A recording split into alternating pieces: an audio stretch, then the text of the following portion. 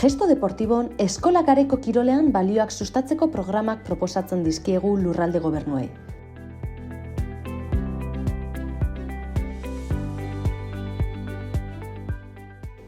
Azalpen bideo honetan, deno kirolean, eskola garaiko kirolean, genero berdintasuna sustatuz irakaskuntza gida aurkeztuko dugu. Eskola garaiko kirolean neskak ahalduntzeko.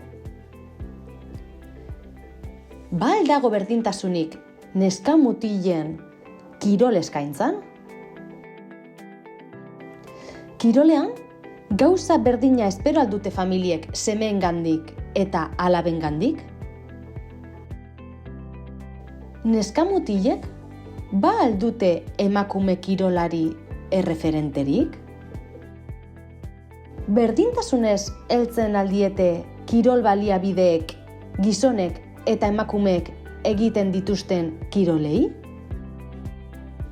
Emakumeen eta gizonen oinarrizko kirolean egiten den inbertsio ekonomikoa bidezkoa alda?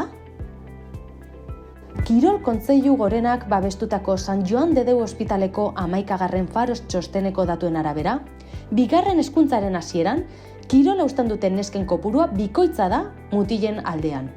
Datu hauek, nabarmentzen dute beharrezkoa dela kiroleko genero bertezberdintasunak minimizatzera bideratutako programak ezartzea. Gesto Deportibon uste dugu online prestakuntza baliabide aparta dela ikasle eta gazte kirolarien artean neskak kirolean ahalduntzea sustatzeko. Irakaskuntza gida lehen hezkuntzako 6. mailako, DBH-ko lehen eta 2. mailako ikaslei zuzenduta dago. Bai eta edozein kirol disiplinatako aur edo kadete kategorietako kirolari gazteei ere. Irakaskuntza gidak hainbat atal ditu.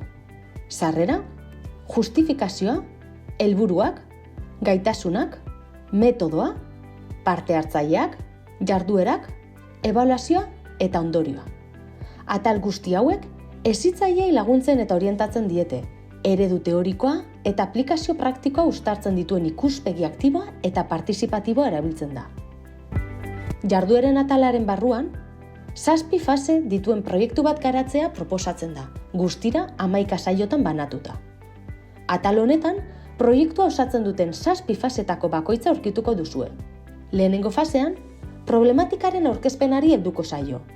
Ba al dago genero desberdintasunik eskola giroko kirolean? Bigarren fasean, planteatutako gaiari buruzko hasierako ikerketa bat egingo da. Zein badakite kirolari eta ikasle gaztek kiroleko genero arrakalaz? Hirugarren fasean, gaia definituko da. Kirolean berdintasuna garatzea dilema moraletatik abiatuta.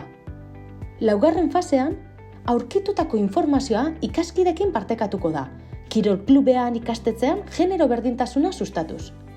5. fasean, problematikari heltzeko irtenbideak planteatuko dira. Kasu honetan, kiroleko berdintasuna praktikan jarriko da berdintasunaren antzerkiaren bidez. 6. fasean, ebaluazio bat egingo da, neskak eta kirola komunikabidetan. Eta azkenik, 7. fasean, azken proiektu bat proposatuko da. Genero berdintasuna eskola adineko kirolean. Eztabaidaigai. Laburbilduz, ikaslek eta kirolari gazteek proposatutako 6 faseen bidez, eskola garaiko kirol testuinguruko genero berdintasunari buruz ikertu, hausnartu eta eztabaidatu beharko dute.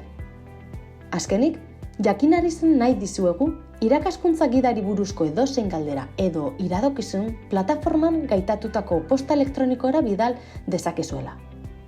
Eskerrik asko arretagatik, espero dugu eskola adineko kirolean genero berdintasuna sustatzeko tresna hau baliagarria izatea eguneroko bizitzan.